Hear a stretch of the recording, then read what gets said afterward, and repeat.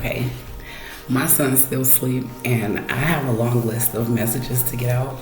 So I'm a little chilly. So I changed my hoodie. This is the same day as the last one.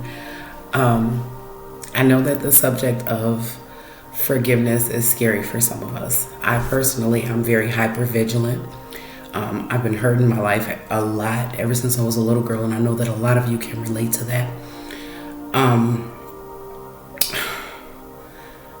So another message that I have, which is God is funny, because these weren't even back to back. Like the one I recorded on the 5th was before this one, but in the last one that I did, that was a brand new one, which this list has been it's been almost a year since I've started documenting things that I thought, moments that God and I had that I thought other people could benefit from. So I started putting them down. I just made a list, like a checklist. So the one that I recorded on the 5th is preceding what I have to say to you today.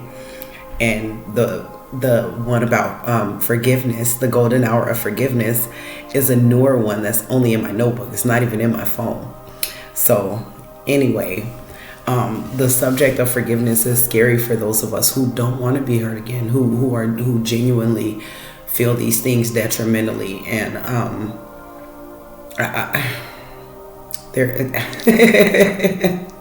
I know that it's hard to think about, but I think more importantly than the fear of forgiving and getting hurt again is that, are you truly protecting yourself?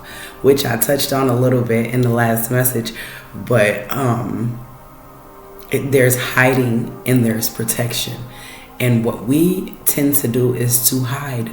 We cannot protect ourselves. Just like the example I gave, where you can trust someone and they could have, earned your trust over a course of a decade, 2 decades, 3 decades, and that same very person can hurt you.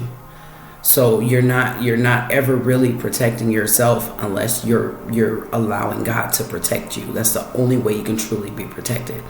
There are a lot of lessons that we learn from adversity, which is it really goes, God is so funny, dude, because this really goes hand in hand with what I was saying about, it took experience for me to be able to be offended, but not be offended, if that makes sense. Like a person can do something offensive and I won't be offended.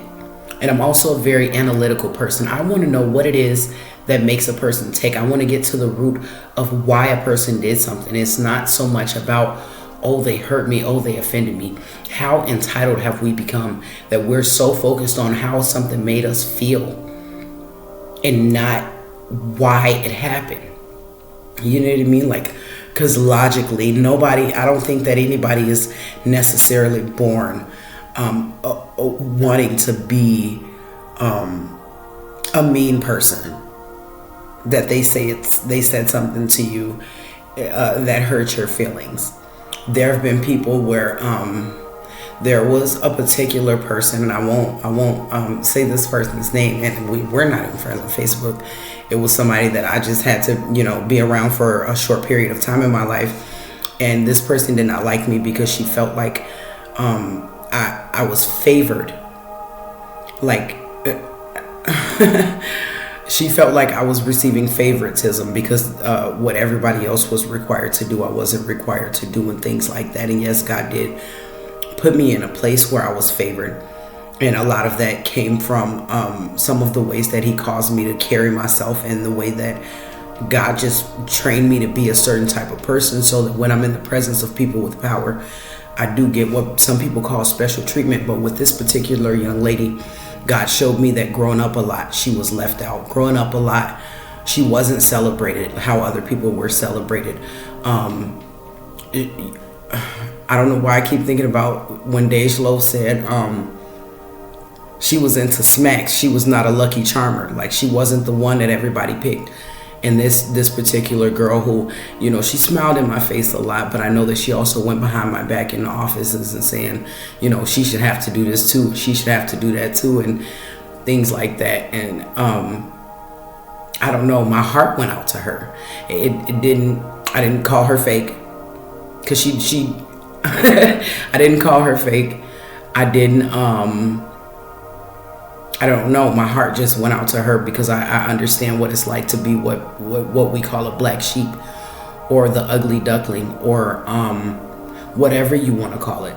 This particular person had experienced that, and it had set into her in such a way that when she saw other people who didn't get left out, she saw her cousins when her grandma left her out and did that for them. When she saw me getting what she perceived as special treatment, which I don't take it as special treatment. I do my due diligence, I pay my dues, and I end up where I end up. In addition to God creating spaces for me to have things a little bit easier, in addition to God training me to be the woman that I am and the woman that He wanted me to be, to cause these things a cause and effect. You know what I'm saying? And this is not about comparison. This is about that particular young lady.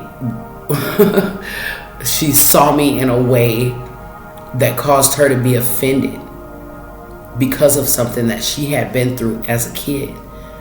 I'm able to look at her with compassion because I'm not so worried about, why are you going in the office telling them, like, why are you hating on me? Essentially, you know what I mean? I didn't look at it that way. I was able to look at it with compassion because I wanted to understand why. And once I understood why, I was able to be more compassionate than worried about being offended. We can't protect ourselves from these things. We're only hiding. When you decide that you're not going to deal with nobody in your family, you're not protecting yourself. You're hiding.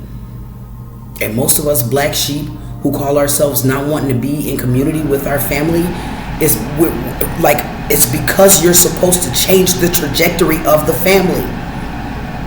You're an outcast because you're set apart. You're the one that's supposed to be making the changes, but you're so busy worried about how things feel. And I'm not judging or criticizing nobody. I know that my wording sometimes can be a little harsh, but I understand. I am you. You are me. I understand. But we cannot get so wrapped up in wrongful offenses that we don't take the time to get to the root, so that we can understand what our role is, so that we can learn the lesson. There's a lot of lessons in adversity that we run from because we'd rather not have the adversity, because we'd rather not allow this person to be in our space. We'd rather not elevate and be what we call the bigger person. Being the bigger person requires you to be around little people. Who are the little people? The ones who don't like you. Who are the little people? The ones who come up against you. Who are the little people? The only way for you to be the bigger person is to be around the little people. We can't keep hiding from our calling. Your calling is in that. SJR just said this week in A Mirror and a Model. God is using them to get you to where He wants you to be. But if you're so busy hiding, He'll protect you, but you hiding. Gideon is a great example. Gideon, look him up. You're hiding when you're supposed to, when I have a calling for you. You're hiding from these people, but I'm going to protect you, and you will overcome and become a better person because of it. But we spend so much time trying to avoid. Nope, I'm finna quit this job. These people don't. I'm not talking to them no more. My family don't. I'm not doing this no more. He don't. She don't. They don't. Don't worry about them. We cannot. You gotta look at you. You and God. You set your eyes on things above. Seek ye first the kingdom of heaven, and all these things shall be added to you. Do you think that an unforgiving person makes it to heaven? Jesus died for the same people who killed Him, or thought they killed Him, the same people who crucified Him, and then He gave up the ghost. But that's a whole nother story for a whole nother day. I'll mess around and type it in my notes. He died for those same people. Seek ye first the kingdom of heaven. It's not about what they did or who they are or where they're wrong. Yes,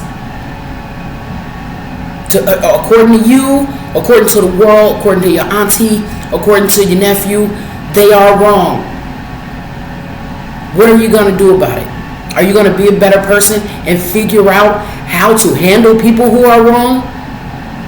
Or spend your whole life saying that everybody is wrong and now you're angry with your arms folded because you're hiding from the lesson that you need to learn from adversity.